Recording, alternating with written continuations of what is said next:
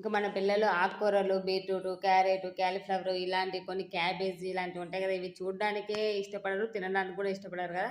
So, అలాంటప్పుడు మన పిల్లలకి ఎలా చేసి పెట్టాలా అనేది ఈ వీడియో అయితే మీకోసమే ఫ్రెండ్స్. ఇంకా బీట్రూట్ అంటే చాలా హెల్త్ బెనిఫిట్స్ అయితే ఉన్నాయి కదా ఇందులో. ఇంకా బీట్రూట్‌ని మంచిగా జ్యూస్ చేసేసి అందులోకి గోధుమ పిండి అంటే నేను బీట్రూట్‌తో చపాతీ చేశాననమాట డిన్నర్‌లోకి. చాలా అంటే చాలా బాగుంది. పిల్లలు కూడా ఎంజాయ్ చేస్తారు. పింక్ కలర్ ఉంది చాలా బాగుంది. ఏందో వెరైటీగా ఉంది అనేసి పిల్లలు కూడా ఎంజాయ్ చేస్తారు కదా! ఇంక నేను అందుకనేసి ఇలా మెత్తగా జ్యూస్ పట్టేసి అందులోకి గోధుమ పిండి, నువ్వులు, సాల్ట్ ఇవన్నీ వేసేసి మంచిగా మన చపాతీ పిండి సేమ్ చపాతీ పిండి ఎలా కలిపేసుకుంటామో అలానే కలిపేసుకొని ఇలా ఒక 1 అవర్ నాననిచ్చామంటే తొందరగా డైజెస్ట్ అవుతుంది పిల్లలకి గానీ, పెద్దలకి గానీ, ఎవరికైనా గానీ ఇదైతే కంపల్సరీ 1 అవర్ నాననివ్వాలి.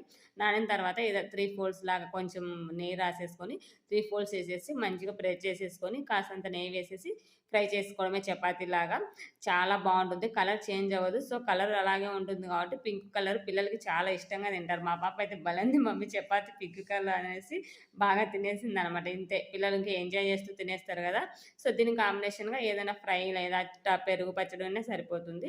ఇంక దీనికి కాంబినేషన్‌గా నేను చిక్కుడుకాయ, పప్పు ఉండింది. దాంతో ఏదైనా ట్రై చేశారు. చాలా అంటే చాలా బా వచ్చింది. బీట్రూటు బ్లడ్‌ని ఇంప్రూవ్ చేస్తుంది. అలాగే ఫైబర్ కంటెంట్ ఎక్కువ ఉంటుంది. డైజెషన్ అవుతుంది. స్కిన్‌కి, మన హెయిర్‌కి, బ్రెయిన్‌కి అన్నిటికి మంచిదే కదా బీట్రూట్. ఎలా ఉంది ఏంటిది కామెంట్ చేయండి. వెళ్తూ వెళ్తూ కాస్తంత లైక్ చేసి వెళ్ళండి ఫ్రెండ్స్. By by.